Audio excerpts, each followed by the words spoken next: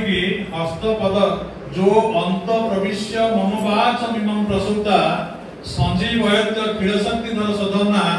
अन्यांच हस्त चरण श्रवण तगारीन प्राणा नमो भगवते पुरुषाय तुभ्यम।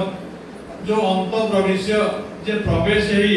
ये शरीर को निर्माण कर सारा परे ये जड़ शरीर को चेतनशीलता कार्यक्रम करिया पई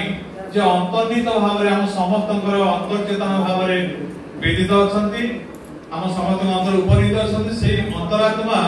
मदात्मा सर्वभूतात्मा अर्थात स्थावर जंगम कीट पतंग पर्यंत समस्त भीतर समहम सर्वभूतेषु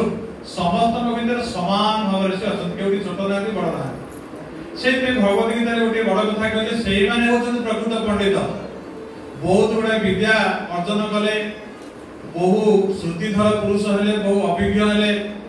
बा गोटे बड़ के वक्ता हेले बहुत मनोरल शास्त्र प्रणाम नेता हेले मध्य से माने पंडित हेई न पारन हुए तो कारण जदि तांको भीतर समदर्शिता नाही सेही माने पंडित विद्या विनय संपर्क जाति भीतर भेद नाही वर्ण भीतर वैषम्यता नहीं एवं आम समस्त